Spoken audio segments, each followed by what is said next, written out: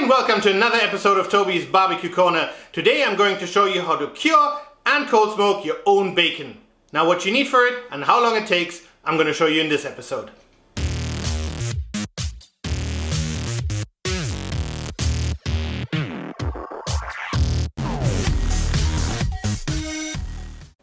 And this is what we need for today. Now obviously we need something to smoke and something to cure obviously. So we're going to take this lovely pork belly. What else do we need? You need some nitrite salt, you need some powdered sugar, you need some juniper berries, you need some piment, some mustard powder, you need a couple of bay leaves, you need some ground garlic, some pepper, and then obviously we need to measure all these ingredients, so that's why I recommend a scale, you know, to make this obviously totally right. And then we need a little bit of time because the curing process does take a couple of days. Now obviously you can have all these ingredients in your home and you can then measure and use it, or what you can do is you can get one of those pre-packaged, pre-made seasoning mixes to cure your meat. I have that too, but I wanted to show you how easy it is and how very few actually ingredients go into making your own cured and smoked bacon. Now without much further ado, we're going to start, but as a word of advice, because you're obviously dealing with raw meat that because of the curing and smoking and cold smoking will stay raw in essence, hygiene is really a must. So wash your hands, wear gloves, that's really good. I've already measured my pork belly, it's actually 1155 grams. So what we're going to now do is we're going to measure all these ingredients. So I've done that already. So we need 41 grams of the nitrite salt. Just gonna put that in this larger bowl. Make sure we set it to 0 every single time. Now we need 6 grams of powdered sugar. And obviously, yes, powdered sugar does make quite a bit of a mess, so be careful with it.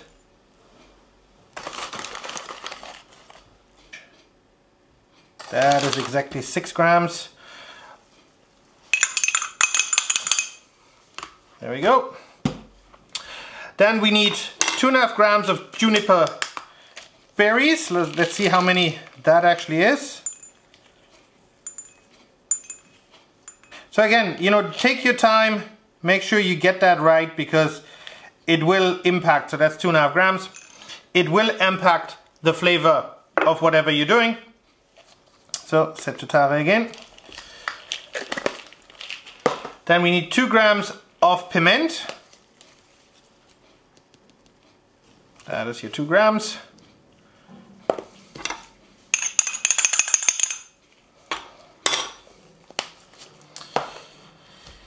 Then what else do we need? We need 3.5 grams of ground garlic.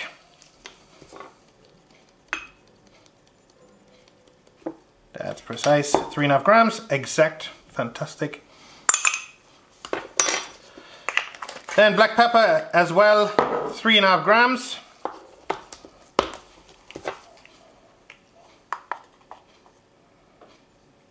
.5 grams of mustard powder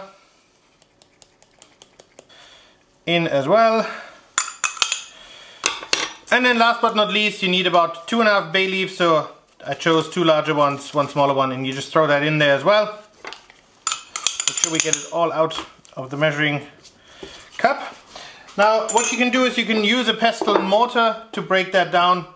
I'm just going to throw it into my blender and I'm going to blitz it. Obviously the most important part is that you know, especially the juniper berries as well as juniper berries as well as the bay leaves have broken down, so this looks like a kind of like a fine powder. What you want to make sure is you want to keep this meat as cold as possible. That's why in between all these steps I put it back in the fridge. Just take it out and then we deal with it. And also you want to dab it dry as much as you can. Now as I said, wear gloves guys, and then we're just going to sprinkle the mix on here. Make sure we rub it in, make sure you get it into all these crevices as well. And obviously make sure that you coat all sides well, because obviously you want, especially the nitrate salt, as well as any other ingredients, to really properly get into the meat. Now also what you want to do is obviously prior to doing all of this, you want to make sure that there's no further bone or anything like that in there. I've taken care of that already. So it's a lovely, lovely piece of meat. Well, I'm going to finish this up and I'm going to show you what to do next. Right, the bacon is seasoned. It's in our vacuum pack bag. I've made sure that all the other, you know, seasoning ingredients that fell to the side are now in the bag as well. And now we're going to vacuum pack it and we're going to leave it in the fridge. What you want to do is obviously you want to turn it over every day to make sure that you get a nice consistency throughout as well as a good distribution. And then it is in the fridge for roughly a day per centimeter. So we're going to do that for 3 days, maybe 4. And then we're going to add an additional 2 days on top of it just to make sure that that is cured all the way through. Now for you guys, just a second. For me, a couple of days.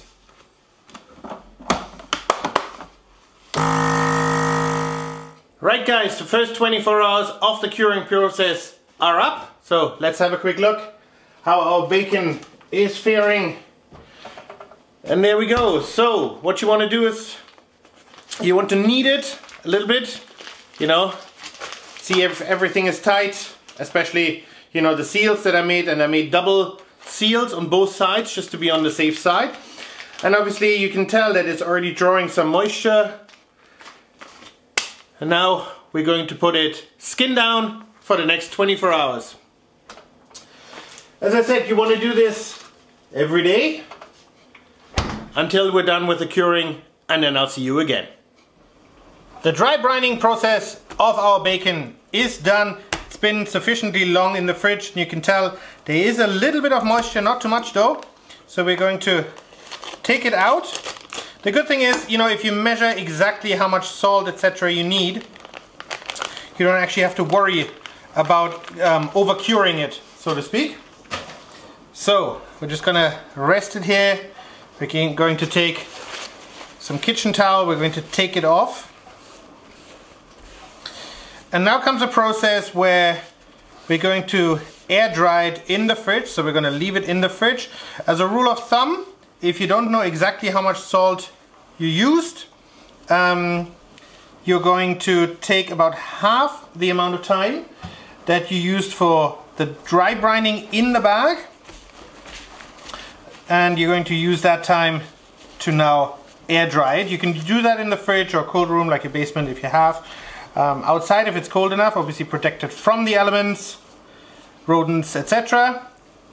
So we're going to put that back in the fridge, but the smell is really nice. Don't worry if you can't take off all, you know, all these ingredients, simply because we're going to wash it off after we're done putting it in the fridge. Now we're going to leave that in the fridge just like that. You're going to put it, if you have, on one of those sheets or those pans, just in case there's anything dripping down. Obviously you don't want to mess up your fridge. And we're also going to turn it every day. So we're going to do that for about 3 to 4 days, we'll see, and then I'll get back to you. Right guys, it's been 4 long days and we're finally done with what we call the burn. It smells absolutely delicious. So what we're going to do now is we're going to take off the rest of the herbs and the spices, etc. The salt has mixed in nicely. You don't have to water it, so you're just going to use cold water and basically rinse it off, because if you leave it on, it will start to taste bitter. But there's no need to soak it for a prolonged period of time. But this is all you need to do. Just make sure you get all the sides, you know, all these little nooks and crannies. And then we're going to stick a needle through it, thread in some butcher's twine, because I think that works absolutely well. And then we're already ready to smoke it outside with the smo-king. Right, I'm going to finish this off and I'm going to show you the next step. As usual guys, wear gloves, and what we're going to do is we're now going to take one of those dressing needles and some butcher's twine, and then just gonna poke a hole through it, thread the needle through, And yes, this is rather difficult because obviously the meat is rather dry and obviously the skin is quite hard as well. And now what you want to do is, let me see how we do this. Just going to take one side of it. There we go. And we're going to feed that through from the other side and basically create some form of, yeah, I don't know, something where my hook can actually hook into. So here we go. And don't worry about the skin, guys, because you won't be needing the skin when we're done. So we're going to cut that off, because obviously it won't be edible. Here we go. And we're just going to create a loop, tie a nice little knot, make sure everything is nice and tight. And then I'll see you outside in a minute on the barbecue. Basically, that's how we're gonna hang it. Alright guys, and that's the setup for today. As you can tell, the smoking is in here, as well as the power supply, etc. And then goes down here into the condense, like where the condensation can accumulate. And then it goes back up in here into my Kamado. And the way that the setup is inside the Kamado, you obviously know this thing. I've been using it for my salmon as well. And then in here we have a heating device. It's from a like an aquarium or like a terrarium. So it will nicely bring it up to about 10 to 15 degrees maximum if the temperature drops too low tonight. And then the smoke will come out here. So this is the setup. I can show you as well in here. You know, this is where the cold smoke generator sits, and then, as I said, it will go down here into this condensation trap and then back up in here. I'm also using a little device, maybe you can see it here, that is to make sure that the temperature stays at the right point. Alright, so now I'm going to set up the meat, and as you can tell, I'm shooting two videos at the same time. So here we have the bacon as well as the ham. So they are going to be in there for the next 8 hours.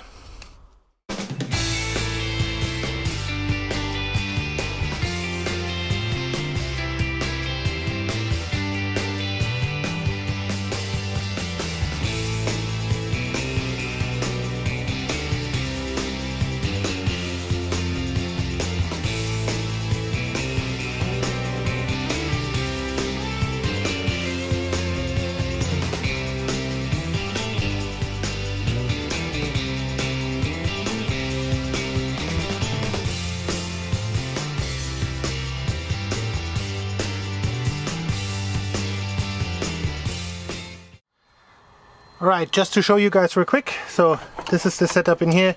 This is what actually keeps the temperature where we want it. So we're going to turn on everything, turn on the pump, rest this in the back here, so in case there's any water tonight that will not get wet. Here we go. And then we just need to light up our smoking and off we go.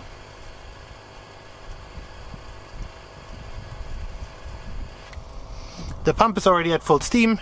I'm going to light the other side, and then we're going to let that smoke for about 8 hours. Just to give you a quick glimpse, guys, on how well this works. Check this out. Lovely smoke in here. So, but if you're looking, you ain't cooking. So let's keep it closed, and we'll keep it there for the next 8 hours. The following morning, the first smoke has finished. Let's have a quick look. There they are, still in place. So we're getting ready for the second smoke. Obviously, we do 8 hours smoking, 8 hours break, 8 hours smoking, 8 hours break, etc. So over the weekend we can easily do 3 total smoke sessions, and so we're going to start the second one now. Just on a quick side note, I put a little jar underneath here because there always drips out a little bit of the sud that we have there, and then obviously the condensed trap or condensation trap. Let's have a quick look how much it is.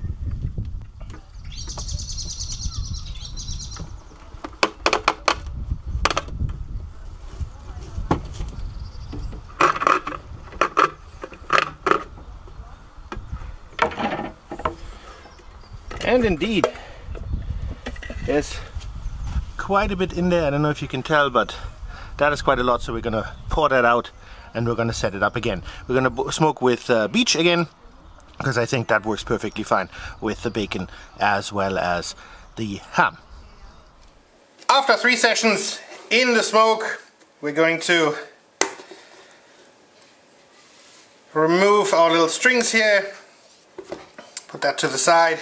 Now what you need to do is you need to take the skin off, because obviously you can't eat that. So take a sharp knife, try to take that off with as little as little meat attached as possible to it, and then we're going to try the first slice. So I'm going to finish this up and I'll see you in a minute. And through the miracle of time, you can take it off, set it to the side. There's nothing you can do with the skin, so we'll set it to the side and let's cut down a slice or two. But the smell, guys, is absolutely amazing.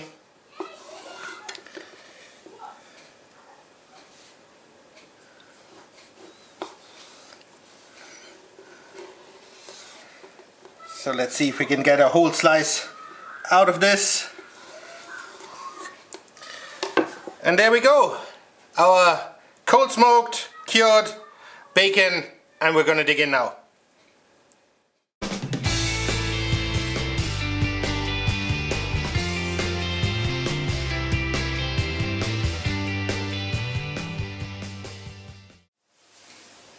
Alright guys, that's it for today. Thanks for watching. I hope you enjoyed this little video about the home cured and cold smoked bacon. Now, it was super delicious. It's very sad that you can't use the skin for anything else, but hey ho, there's always a little bit of loss. Now, if you did enjoy the video, I would appreciate a comment and a thumbs up. Please head over to that subscribe button for more great videos to come, and I hope to see you soon again at Toby's Barbecue Corner.